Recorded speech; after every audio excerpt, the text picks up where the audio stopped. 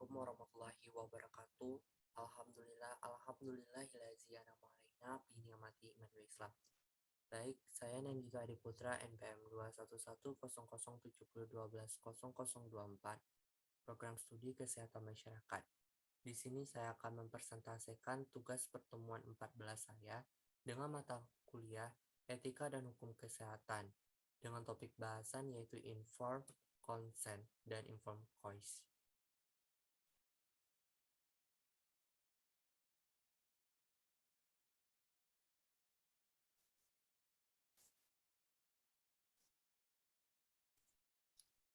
Baik, yang pertama yaitu informed consent.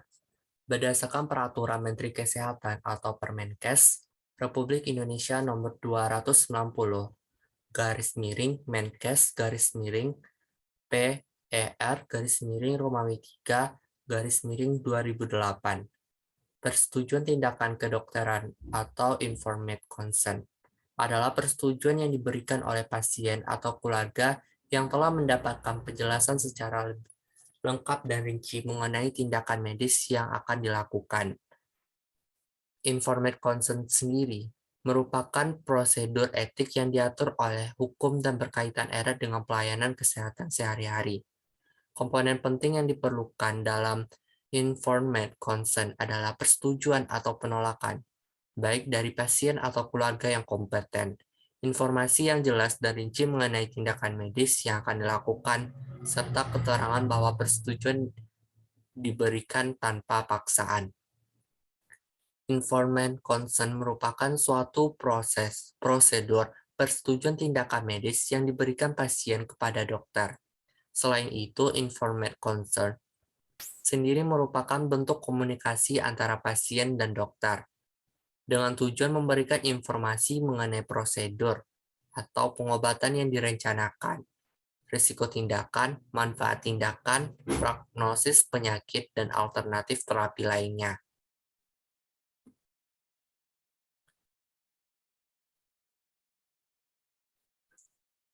Selanjutnya yaitu contoh informed consent.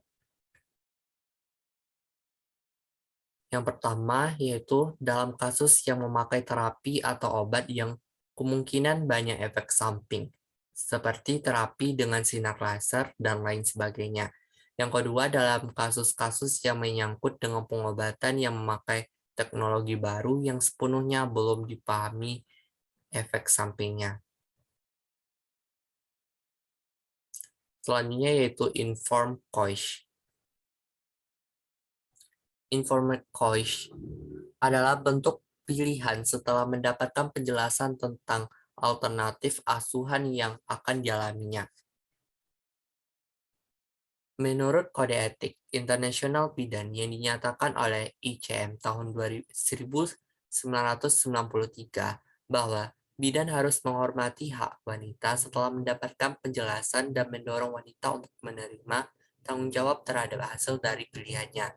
Definisi informasi dalam konteks ini adalah meliputi informasi yang lengkap sudah diberikan dan dipahami ibu tentang pemahaman risiko, manfaat, keuntungan, dan kemungkinan hasil dari tiap pilihannya. Next, selanjutnya yaitu contoh informed choice, yaitu pemilihan metode kontrasepsi yang dilakukan oleh klien setelah memahami kebutuhan reproduksi yang paling sesuai dengan dirinya atau keluarganya. Pilihan tersebut merupakan hasil bimbingan dan pemberian informasi yang objektif, akurat, dan mudah dimengerti oleh klien. Pilihan yang diambil merupakan yang terbaik dari berbagai alternatif yang tersedia.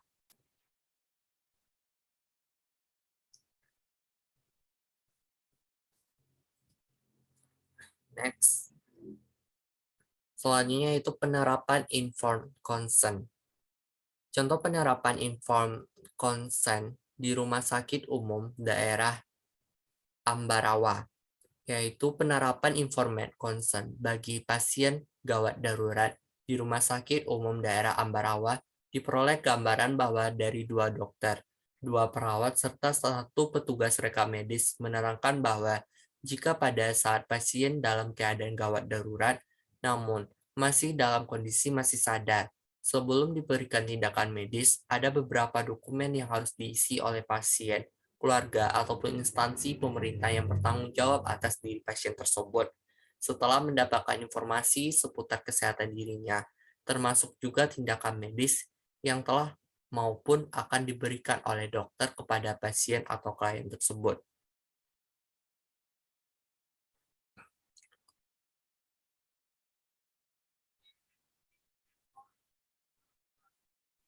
Hal ini sudah sesuai dengan pasal 8 Undang-Undang 36 tahun 2009 tentang kesehatan dan pasal 45 Undang-Undang Nomor 29 tahun 2004 tentang praktik kedokteran. Nah, dalam kondisi normal, partindik atau informed consent merupakan persyaratan mutlak diperlukan dalam memerlukan tindakan medik bagi pasien. Karena jika tanpa itu, maka dokter dapat dipersalahkan atas tindakannya.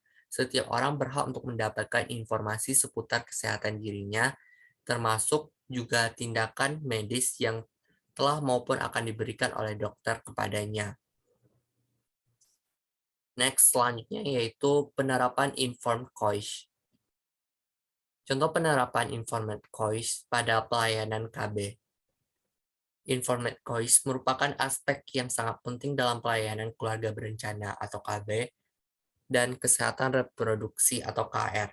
Dikatakan demikian karena informed choice sebagai langkah awal dari penerapan informed consent, ya, yang sangat besar artinya, baik pasien maupun tenaga kesehatan. Bahkan, karena ketika pentingnya informed consent tersebut, maka dalam Undang-Undang Nomor 36 Tahun 2009 tentang Kesehatan, Pasal 56 dengan jelas dikatakan bahwa setiap orang berhak menerima atau menolak sebagian atau seluruh tindakan pertolongan yang akan diberikan kepadanya. Jadi, persetujuan atas informasi merupakan implementasi dari hak pasien. Tahapan awal yang dilakukan dalam memberikan informed choice ialah dengan melakukan konseling. Nah, di mana petugas membantu klien dalam memilih dan memutuskan jenis kontrasepsi yang akan digunakan sesuai dengan pilihannya dan klien merasa puas. Konseling yang baik akan membantu klien dalam menggunakan kontrasepsi serta lebih lama lagi dan meningkatkan keberhasilan KB tersebut. Konseling juga akan mempengaruhi interaksi antara petugas dan klien karena dapat meningkatkan hubungan dan kepercayaan yang telah ada. Baik, sekian yang dapat saya sampaikan. Apabila ada kesalahan, tolong dimaafkan. Terima kasih atas semua perhatiannya. Saya akhiri dengan Assalamualaikum warahmatullahi wabarakatuh.